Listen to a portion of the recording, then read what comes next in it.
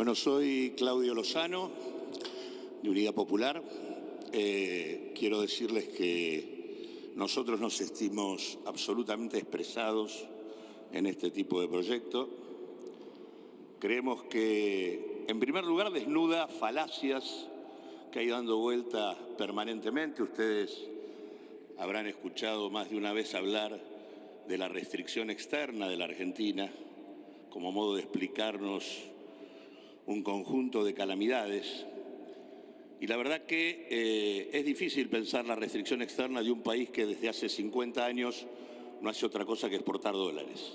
Los 400.000 millones de dólares que hay en el exterior son la mercancía más importante que la Argentina ha exportado en los últimos 50 años. Es el producto de exportación más genuino que se ha generado a partir de la dictadura militar para acá, en el marco de una asociación directa entre el endeudamiento y la fuga, que tiene un periodo en la etapa de la dictadura, otro periodo en la década de los 90 y otro periodo en la etapa de Macri. Además nos importa el proyecto porque pone el foco donde tiene que estar, que es cómo sacarnos lo antes posible de encima el collar que nos pone el fondo. En este sentido, nosotros creemos que hay que dimensionar adecuadamente lo que significa el crédito que el fondo le dio a Macri.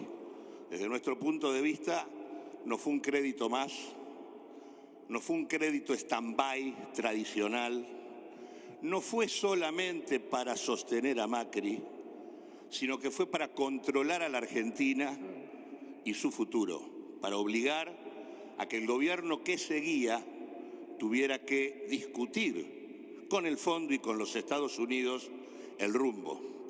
Y digo esto porque en el mundo hay un conflicto entre Estados Unidos y China, y la verdad que Argentina es el país que tiene la mayor capacidad de asociación financiera, económica y tecnológica con China, y eso hace que para los Estados Unidos el control sobre su patio trasero y particularmente sobre Argentina sea hoy absolutamente esencial. Por eso es que la dimensión del problema hace que le pusieron el crédito a Macri para controlar al gobierno que seguía. Y ahora nos ponen a nosotros otra deuda para controlar hasta el 2034, en un intento de situar en la Argentina un escenario de cogobierno de la política económica del país. Y por lo tanto este proyecto que plantea la posibilidad de sacarnos de encima esto, me parece que es muy importante. El otro dato elemental es que pone el foco sobre las principales fortunas de la Argentina, porque no nos vamos a encontrar con otra cosa, con los dueños de los principales grupos empresarios del país, que tienen prácticamente el 70% de sus fortunas en el exterior. Es eso lo que tenemos que ir a buscar, por eso es que van a aparecer todas las resistencias que sabemos que existen y que por eso además es tan importante que podamos aunar fuerzas para militar esto a lo largo y a lo ancho de la Argentina como corresponde. Y además creo que esto pone también el foco donde debe estar la presión tributaria de la Argentina, porque si hay algo que debe financiar al Estado, porque además una vez que los incorporemos, luego de que evadieron, van a tener que seguir pagando sobre lo que efectivamente declaren. Y en realidad esto implicaría modificar el perfil tributario de la Argentina sobre la base de presionar sobre los sectores de mayor capacidad contributiva, que es un instrumento central para atacar el tema de la desigualdad y para poder resolver las problemáticas de la pobreza, de la indigencia y demás. Sí quería, dicho esto, hacer dos observaciones. La primera es que me parece que hay que acompañar esto con la decisión de no detener todo lo que hay que investigar sobre este punto.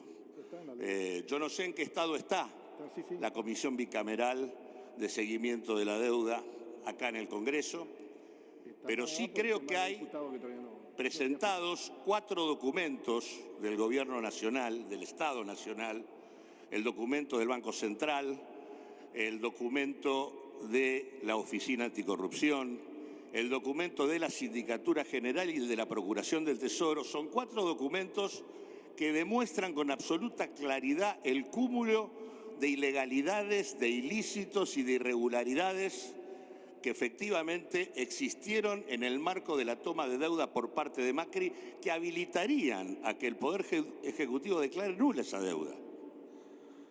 Y yo creo que el tema de identificar los responsables de ese proceso es algo que debiera tener el correlato en la justicia y el correlato a nivel político, institucional, en la comisión que debe debatirlo acá en el Parlamento Nacional.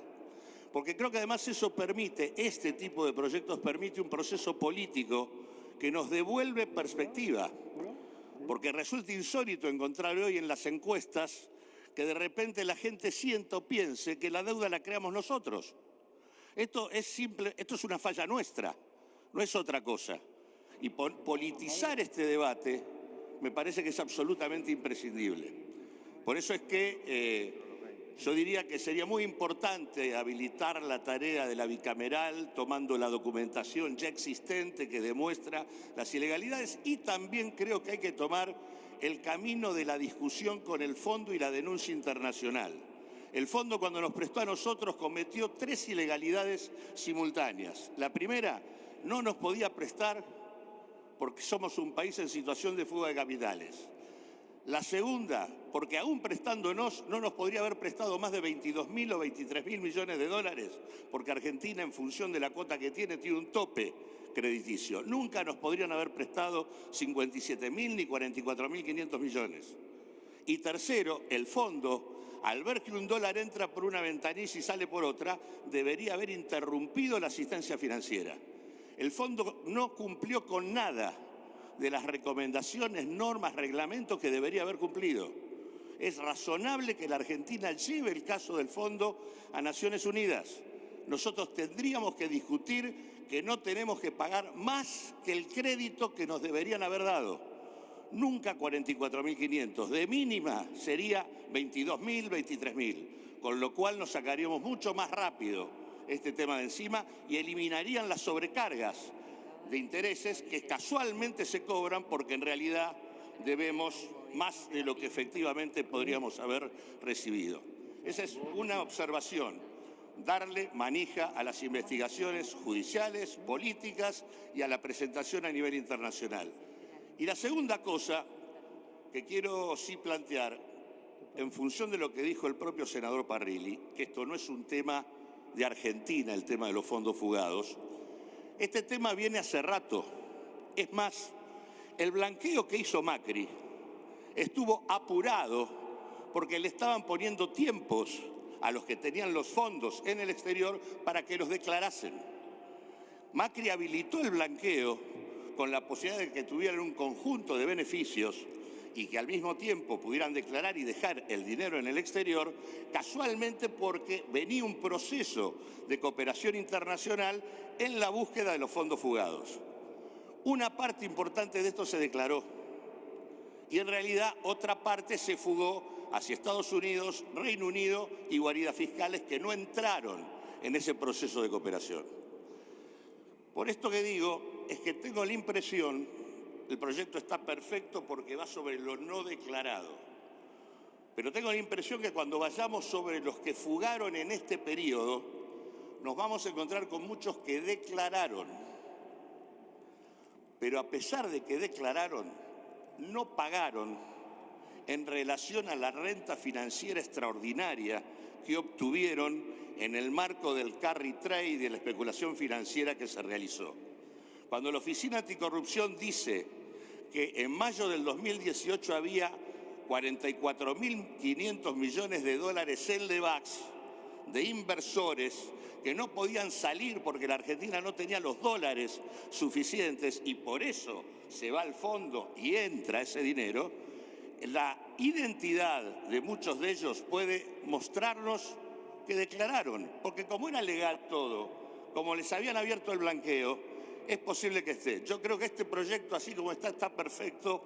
Deberíamos pensar, para el caso de aquellos que sí declararon, el tema de establecer algún tipo de aporte en función de la renta financiera extraordinaria que lograron al amparo y en función de la caída de la actividad económica, del derrumbe de los salarios y de las pequeñas y medianas empresas en nuestro país. Esas son las observaciones. Muchas gracias y vamos a militarlo. Muchas gracias, compañero.